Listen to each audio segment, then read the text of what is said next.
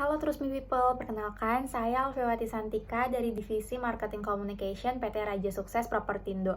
Di video pembelajar minggu kali ini, saya masih membahas buku terkait FOMO Marketing. Khususnya pada video kali ini saya akan membahas bab 2 yaitu The Principle of Authenticity yang dimana merupakan prinsip pertama dari FOMO Marketing. Apa sih hal tersebut? Mari kita bahas di videonya. Seperti yang sudah saya singgung sebelumnya, authenticity merupakan prinsip pertama dari FOMO marketing. Menurut KBBI sendiri, authenticity itu artinya keaslian ataupun kebenaran. Sedangkan di dalam FOMO marketing, suatu pesan atau suatu konten, peristiwa gitu ya, atau pengalaman dikatakan otentik itu apabila terdapat kontribusi dan partisipasi oleh si consumer tadi itu gitu. Bukan dari pihak brand ataupun perusahaan. Jadi consumer menjadi aktor utama, bukan lagi pemilik brand. Di dalam FOMO marketing sendiri terdapat 3 strategi yang bisa dikembangkan untuk membangun otentisitas tadi gitu. Yang pertama adalah genuine. Genuine sendiri merupakan menciptakan sesuatu yang organik, natural, bukan hasil rekayasa. Strategi yang kedua adalah consumer generated atau menggalang kreasi, kontribusi dan partisipasi consumer itu tadi gitu. Yang ketiga adalah anti mainstream, di mana berani beda, melawan arus dan juga menyimpang dari pola yang pada umumnya gitu. Strategi yang pertama adalah genuine, di mana kejadian genuine bisa menciptakan simpati dan koneksi emosional sehingga bisa membangkitkan keterlibatan dan partisipasi. Salah satu contoh study case-nya yaitu Citayam Fashion Week, di mana Citayam Fashion Week itu berhasil menciptakan genuine movement melalui 3 step. Yang pertama yaitu The Hero, di mana terdapat sosok-sosok berpengaruh yang menjadi representatif movement tersebut, yaitu si Bonge dan teman-temannya itu ya, yang akhirnya si The Hero tersebut tuh berhasil membawa The Problem, yaitu step kedua, di mana CV itu muncul kan karena keterbatasan ruang mereka berekspresi ya, karena mereka dari daerah, akhirnya mereka hijrah ke Jakarta, ke pusat kota untuk menuangkan passion mereka terhadap fashion.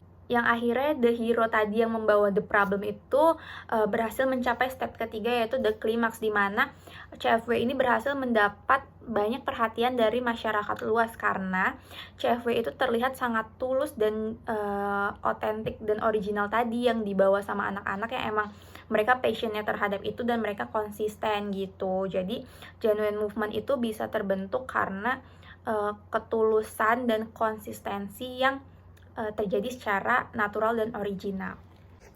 Sehingga di era sekarang tugas marketer adalah mengajak partisipasi dan keterlibatan consumer, menciptakan gerakan, konten, dan juga cerita di balik cerita tentang brand kita. Strategi yang kedua adalah consumer generated. Di era FOMO seperti saat ini, user generated content atau UCG adalah faktor ampuh dalam mempengaruhi dan mengarahkan pengambilan keputusan consumer. Salah satu contoh study case-nya adalah film KKN Desa Penari. Kunci sukses film tersebut adalah ada 2. Yang pertama itu consumer generated content dan yang kedua adalah FOMO. Alias rasa penasaran yang membludak terkait dengan film yang heboh tersebut gitu. Yang pertama tadi consumer generated content. Ide cerita film KKN Desa Penari bukan berasal dari olahan sebuah rumah produksi, melainkan dari salah satu netizen yang membuat thread di Twitter menceritakan pengalaman KKN seseorang gitu ya, yang akhirnya viral karena banyak orang yang penasaran terkait lokasi KKN tersebut di mana, terkait siapa orangnya dan lain sebagainya. Strategi yang ketiga adalah anti mainstream, di mana aksi anti mainstream selalu unik, aneh, nyeleneh, namun mengandung muatan kreativitas. Anti mainstream adalah melawan arus utama, sesuatu yang tidak dilakukan oleh kebanyakan orang. Hal itu adalah salah satu yang menyebabkan FOMO marketing berhasil. Berikut adalah salah satu contoh study case anti mainstream dalam FOMO marketing, yaitu film Mencuri Raden Saleh. Mencuri Raden Saleh berani tampil anti mainstream, di mana genre yang mereka bawakan yaitu heist dan kriminal, yang merupakan genre yang anti mainstream di Indonesia karena masyarakat Indonesia sebagian besar lebih menyukai film bergenre drama, komedi, dan horor gitu. Yang kedua juga cerita film ini menyajikan pengalaman yang unik gitu, seperti sekelompok anak muda yang terjebak dalam sebuah kasus skenario perampokan gitu, yang itu juga merupakan sangat mainstream. Dan yang ketiga itu eksekusinya, dimana penggarapan film ini tuh tetap mengedepankan hal yang menarik minat penonton Gen Z gitu, sehingga film ini sangat berhasil. Itu aja sih yang terkait prinsip pertama, yaitu the principle of authenticity dan strategi di dalamnya. Kurang lebihnya mohon maaf. Wassalamualaikum warahmatullahi wabarakatuh.